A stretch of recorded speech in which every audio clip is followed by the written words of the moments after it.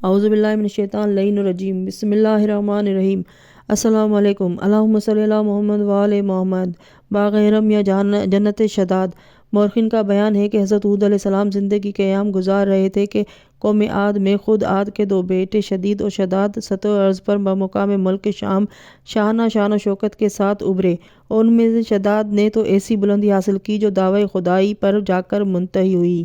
اس نے اپنے آپ کو جاہ و جلال کے پیش نظر خدائی کا دعویٰ اس نے کیا۔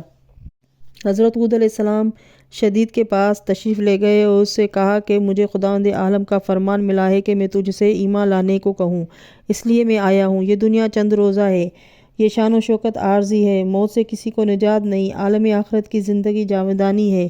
تجھے چاہیے کہ خداوند واحد و یکتا پر ایمان لا اور اپنی آخرت بنا لے۔ اس نے ایمان لانا قبول نہ کیا اور وہ عالم کفر ہی میں 7 سال حکومت کرنے کے بعد فوت ہو گیا۔ شدید کے مرنے کے بعد اس کا بھائی شداد تمام سلطنت کا واحد بادشاہ قرار پایا۔ حضرت ہود علیہ السلام کو فرمان خداوندی پہنچا کہ تم جا کر شداد کو راہ راست پر لانے کی صحیح کرو۔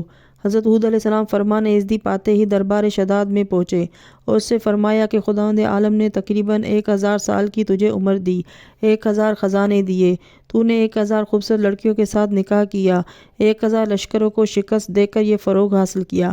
یہ ظاہر ہے کہ اگر خداوند عالم کی طرف سے تجھ پر اعمال کی نظر نہ ہوتی تو کسی صورت سے اتنی سرفرازی اور بلندی حاصل نہ کر سکتا اور یہ نعمتیں تجھے مل سکتی۔ اب تیرے لیے سزاوار ہے کہ خدائے برتر کے سامنے سر نیاز جھکا دے اور اس کی ربوبیت کو مان کر اس کا مطیع و فرمانبردار بن جا۔ اور سن، خدا نے یہ بھی فرمایا ہے کہ اگر تو ایمان لے آیا تو قیامت کے دن تجھ سے حساب و کتاب نہ کیا جائے گا اور تجھے جنت میں بھیج دیا جائے گا۔ اس نے کہا کہ مجھے تمہاری جنت کا حال معلوم ہے، میں خود اس دنیا میں اس قسم کی جنت بناؤں گا۔ تبری نے اور روزہ صفا میں ہے کہ حضرت ہود علیہ السلام نے جب شداد کو ایمان لانے کے لیے کہا تو اس نے پوچھا کہ اگر میں اپنی جبروت کے ساتھ تمہارے خدا پر ایمان لاؤں تو تمہارا خدا مجھے کیا دے گا؟ حضرت ہود علیہ السلام نے فرمایا کہ تجھے یہاں جو کچھ دیا ہے اس میں اور اضافہ کرے گا اور تیرے مرنے کے بعد تجھے جنت میں داخل کر دے گا۔ اس نے دریافت کیا کہ جنت کیا چیز ہے؟ حضرت ہود علیہ السلام نے جنت کی ثنا و صفت کی اور اس کی تفصیل بیان فرمائی۔ شداد بولا کہ یہ تو کوئی خاص چیز نہیں ہے جس کے لیے میں اپنے جاہ و ہٹ سے ہٹ کر تمہارے مسلک پر آؤں۔ اے ہود علیہ السلام، میں نے اس وقت عزم الجزم کر لیا ہے کہ اسی زمین پر باغ ارم بناؤں گا اور تعمیر جنت کا گل کھلاؤں گا۔ حضرت ہود علیہ السلام پیغام خداوندی پہنچانے کے بعد واپس تشریف لے آئے اور شداد تعمیر جنت کی طرف متوجہ ہو گیا۔ اس نے سب سے پہلے اسباب فراہم کرنا شروع کیا اور اس کے لیے ضحاک کے بادشاہ، جس کی حکومت بروایت تبری طبرستان گردگان خراسان سے ہندوستان تک پھیلی ہوئی تھی، نے ان تمام بادشاہوں کو جو اس کے زیر اثر اور ماتحت تھے، جن کی تعداد 260 بروایت 400 تھی، لکھ کر بھیجا تھا کہ انہیں حکم دیا کہ جس قدر سونا اور چاندی اور جواہرات اور مرادیر اور زبرجد اور مرجان، یاقوت، ہیرے، نیز مشک و عنبر، کافور، غزے کے جو چیز بھی تعمیر جنت کے لیے درکار تھی، سب کے سب فراہم کرنے اور اسے دارالسلطنت شام میں بیچنے کا حکم دیا۔ چنانچہ دنیا کے تمام خزانے، تمام دفینے، تمام جواہرات، ہر قسم کی خوشبو، ان کے درخت سب شام میں جمع کر دیے گئے۔ اسباب فراہم ہو ہی رہے تھے کہ اس نے اپنے ارکان دولت سے کہا کہ میرے ہمراہ چلو تاکہ دنیا کے ہر گوشے میں چکر لگا کر دیکھیں کہ جنت کے لیے مناسب کون سا مقام ہے۔ چنانچہ یہ جب اپنے قریبی علاقہ یعنی عدن میں پہنچا تو وہیں فیصلہ کر لیا کہ جنت کی تعمیر اسی جگہ مناسب ہے۔ تبری میں ہے کہ تعین مقام کے لیے اس نے 18 ایسے افراد کو جو اس کے لیے موزوں اور مناسب تھے اطراف عالم میں روانہ کر دیا۔ وہ لوگ تمام دنیا کا چکر لگا کر جب عدن میں پہنچے تو انہوں نے تمام مقامات پر یہاں کی سرزمین کو ترجیح دی۔ اسباب کے فراہم ہونے اور مقام کے تعین کے بعد شداد نے 3000 ایسے ماہرین فن کو مہیا کیا جن کی ہر فرد کے تحت 100 مزدور معین کیے گئے۔ پھر نہایت وسیع اور چارم دیواری بنائی گئی جو بلندی میں سرفلک تھی۔ اس دیوار میں ایک اینٹ سونے کی ایک چاندی کی لگائی گئی، پھر اس کے اندر ایک عجیب و غریب قسم کے باغ کی تعمیر و تشکیل کی گئی جو سونے سے بنایا گیا تھا، اور تمام جواہرات اس میں ٹکے ہوئے تھے اور وہ اس طرح ٹانکے گئے تھے کہ ان کا نکالنا دشوار تھا۔ اس کے کھمبے بلور کے بنائے گئے تھے، نہریں جاری کی گئیں جن میں سنگریزوں کے بجائے جواہرات رول رہے تھے۔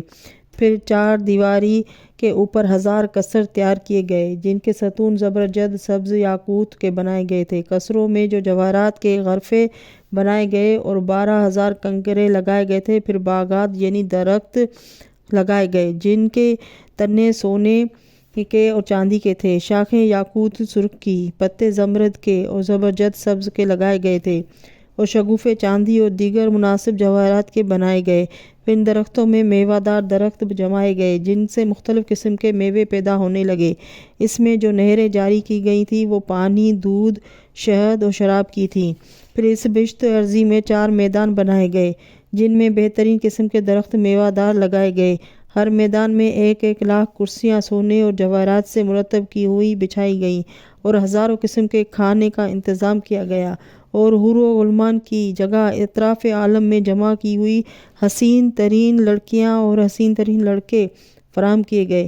روضۃ الصفا میں ہے کہ اس باغ میں سونے کے درخت تھے جن میں مشک و عنبر سمو دیا گیا تھا، جب ہوا چلتی تھی تو خوشبو پھیل جاتی تھی، اور اس قصر میں مٹی کے بجائے زعفران اور عنبر مٹی کا کام دیتے تھے۔ تبری میں ہے کہ جب سورج نکلتا تھا تو لوگوں کی آنکھیں کھیرا ہونے لگتی تھی۔ عجائب القصص میں ہے کہ اس جنت کی بلندی 300 گز تھی، اس کی تیاری میں 300 سال لگے تھے۔ تواریخ میں ہے کہ جب جنت شداد بالکل مکمل تیار ہو گئی تو شداد کو اطلاع دی گئی۔ شداد حضر موت میں رہتا تھا، وہ اپنے ارکان دولت اور 200 وزیروں 30,000 افراد کو لے کر اپنی تعمیر کی ہوئی جنت کو دیکھنے کے لیے چلا۔ ایک روایت کے بنا پر جب ایک شبانہ روز کی راہ رہ گئی تو راستے میں ہی فوت ہو گیا، دوسری روایت کے بنا پر وہ جنت کے دروازے پر فوت ہو گیا۔ علامہ عبدالواحد حنفی رقم طراز ہے کہ شداد اپنے پورے جاہ و شم کے ساتھ اپنی تیار کرائی ہوئی جنت کی بیرونی 4 دیواری میں داخل ہوا۔ اس کے ہمراہ جو لوگ تھے ان میں سے 200 خصوصی افراد اس کے ہمراہ ان 4 میدانوں تک گئے جو پہلی 4 دیواری کے اندر تھے۔ شداد ان کو وہاں چھوڑ کر ایک شخص کو ہمراہ لیے ہوئے جنت میں داخل کے لیے آگے بڑھا۔ جب ڈیوڑی کے قریب پہنچا تو دیکھا کہ ایک شخص کھڑا ہے۔ پوچھا تو کون ہے؟ اس نے کہا کہ میں ملک الموت ہوں۔ کہا تو یہاں کس لیے آیا ہے؟ اس نے کہا کہ تیری روح قبض کرنے۔ شداد نے کہا مجھے اتنی مہلت دے دو کہ میں اپنے گھوڑے سے نیچے اتر آؤں۔ اس نے کہا کہ خدا کا حکم نہیں، غرضے کہ اس کا ایک پاؤں رکاب میں تھا ایک ڈیوڑی پر کہ اس کی جان ملک الموت نے لے لی۔ اس کے بعد جبرائیل امین علیہ السلام نے ایک مہیب آواز بلند کی جس کی وجہ سے اس کے تمام ہمراہی فوت ہو گئے اور بشت شداد زمین میں غائب ہو گئی۔ اللہم صلی علی محمد وآل محمد وعجل فرجہم اجمعین۔ اس جنت شداد کو باغ ارم اس لیے کہتے ہیں کہ شداد نے اس کا نام اپنے دادا ارم بن سام بن نوح کے نام پر رکھا تھا۔ ناظرین، ویڈیو اچھی لگے تو لائک اور سبسکرائب کر لیں۔ اگلی ویڈیو تک کے لیے